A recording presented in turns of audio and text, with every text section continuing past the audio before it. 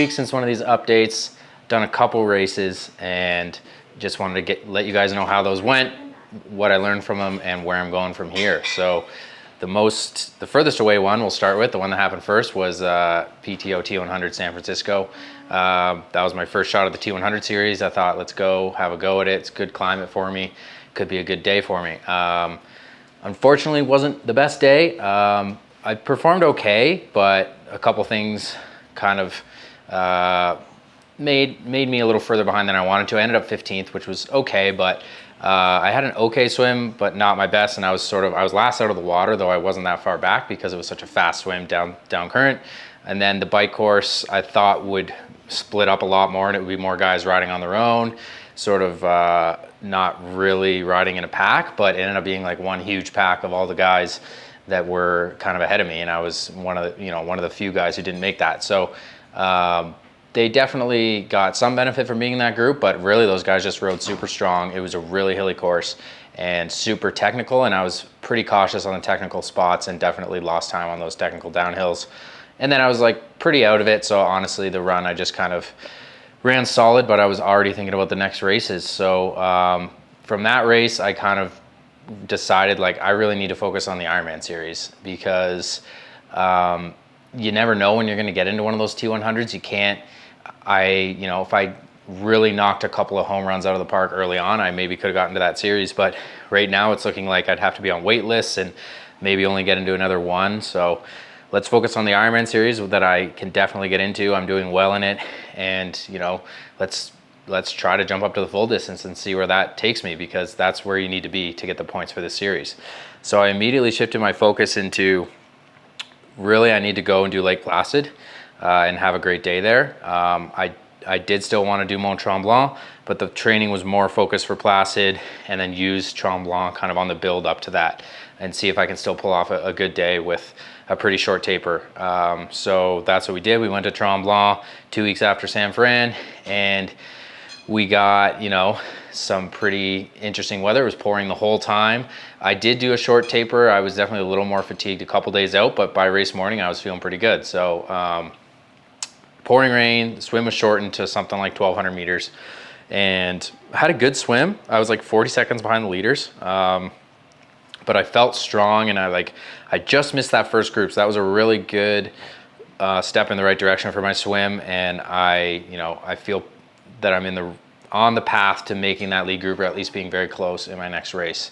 So got onto the bike, lost a few seconds of transition, started making up time, was working really hard. But when you get Ben Canute and Matthew Marquardt and Justin Riel together, they're strong, and those guys are working well together. And once we get to the highway section, I had it down to about 30 seconds, and then they started pulling away from me.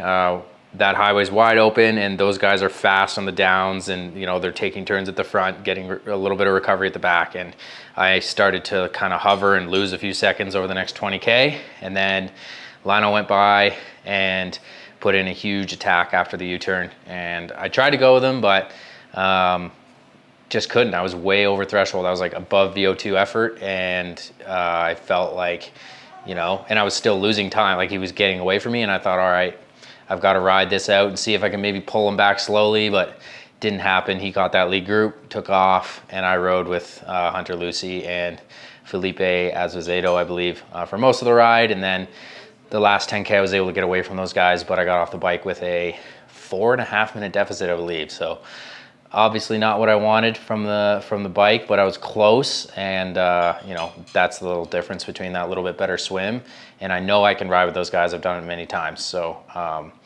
that's not too discouraging that I didn't quite make it this time around. But onto the run, felt strong, just kind of ran on my own the whole time. I did have to stop at a Porto at the halfway, which is weird for me in a half, but I was definitely feeling like I needed that. And then probably took about 45 seconds by the time you get the sleeves off and everything, and you get out of there. And then I felt better after that and ran a lot better. So I think it was the right move.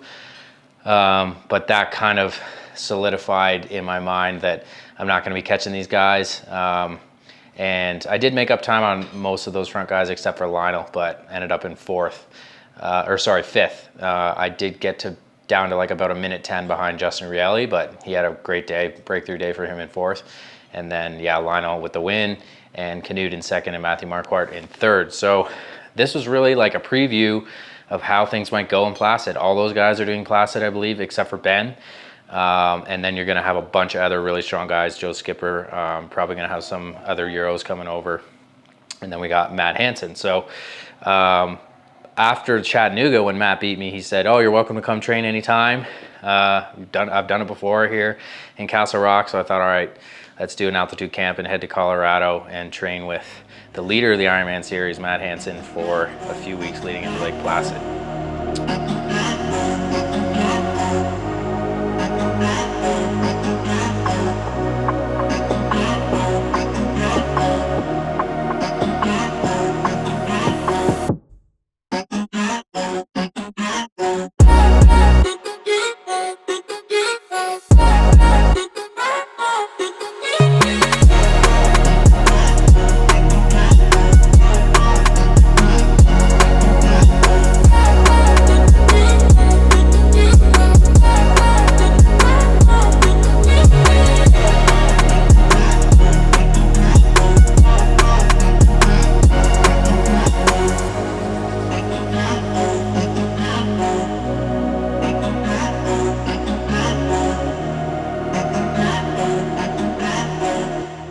First full coming up, Lake Placid. We've got, well, from now it's about 3 weeks. And I did do one, like first full of the series, I should say. I did one in 2021, Ironman Mallorca.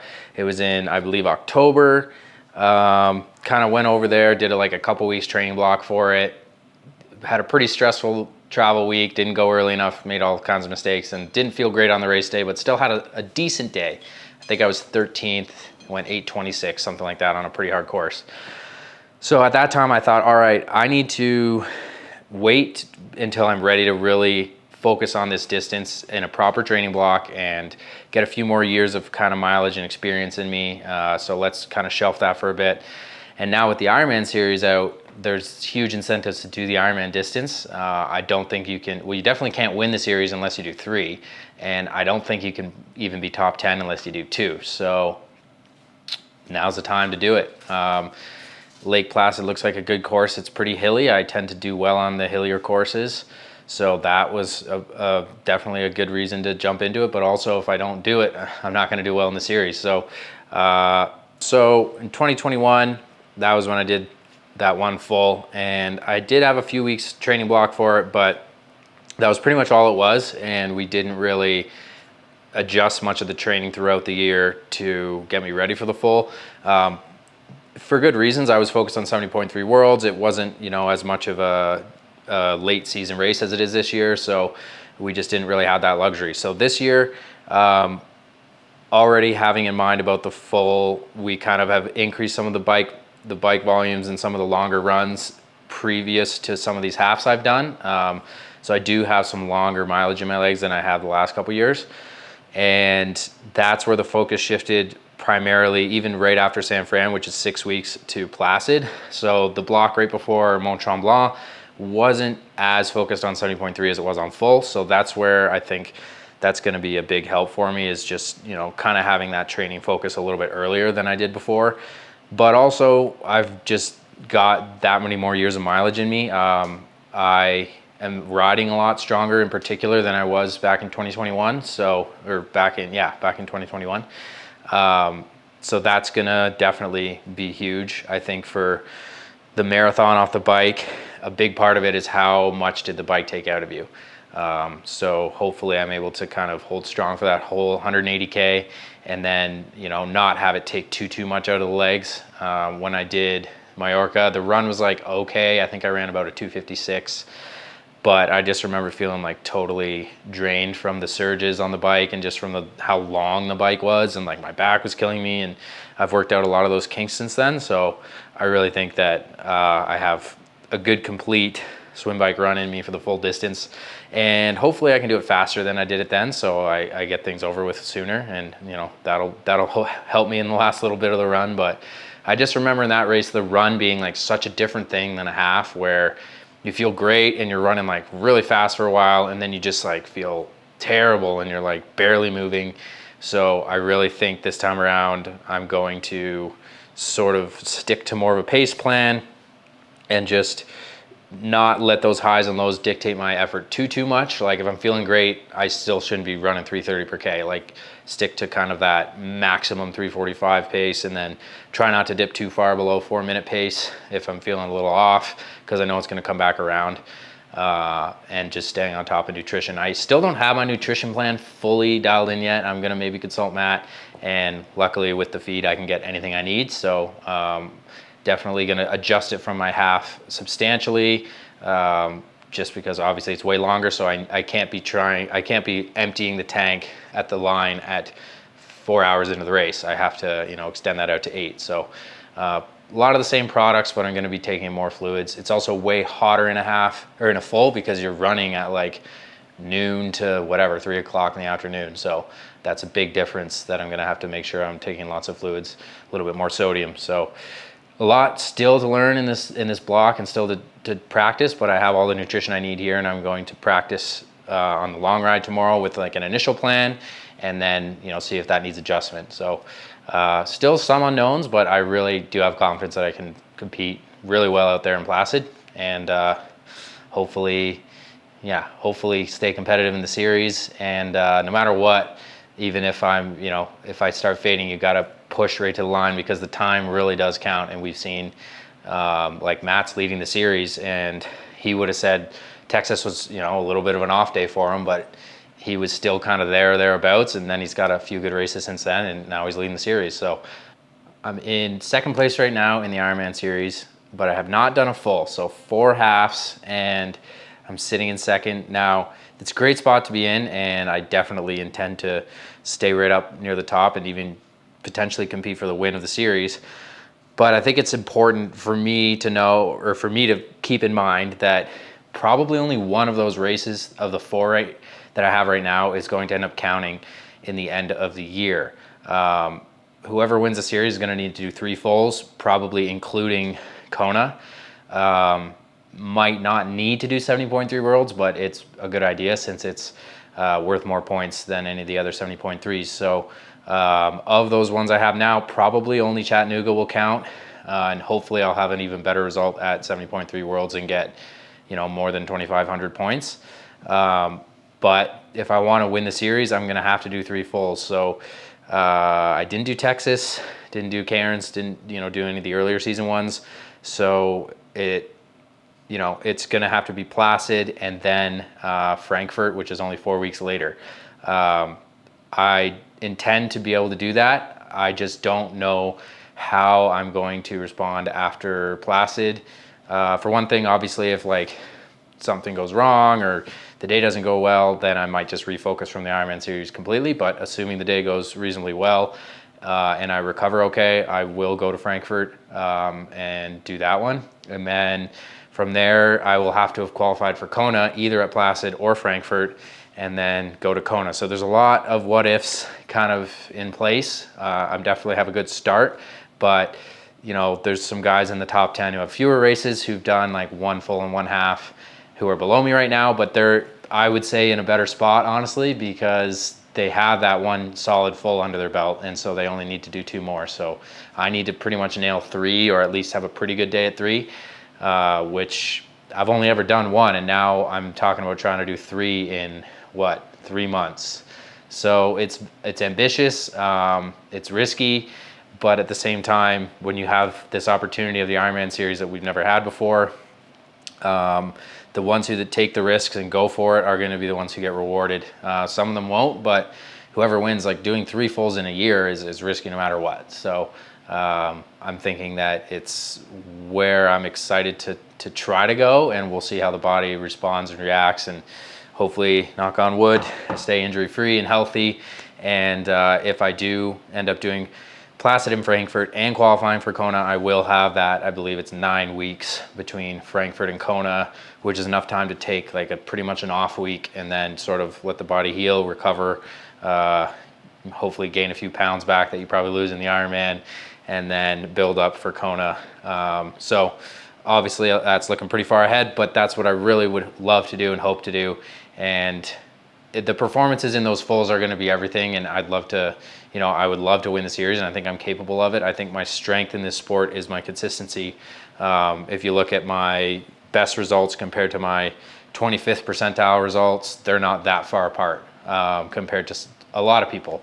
And some of that is that my peak results haven't been as good as some people, like Matt Hanson. I mean, he's been second at Daytona, which is probably the most competitive race ever, pretty much. He's won a ton of fulls, but at the same time, my 25th percentile day and his, I'm usually probably beating him. So that could bode well for the series. So we'll see. Maybe it's made for me, but I won't know until I try. So here we go. Let's do it.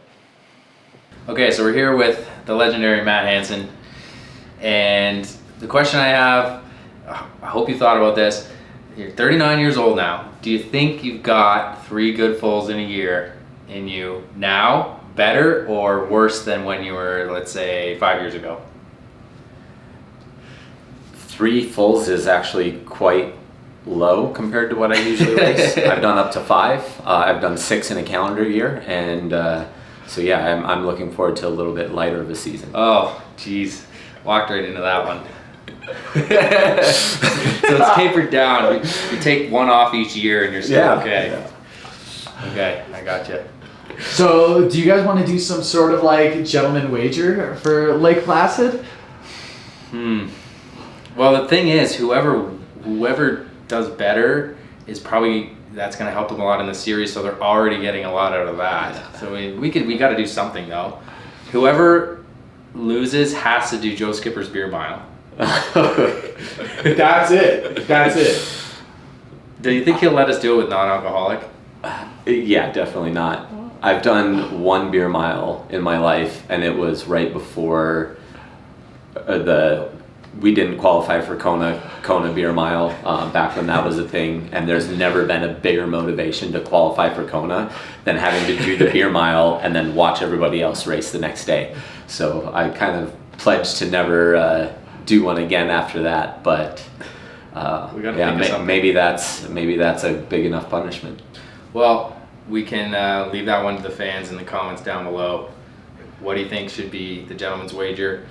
Low dollar value. We're not buying each other a car here. Let's whoever beats the other guy gets what.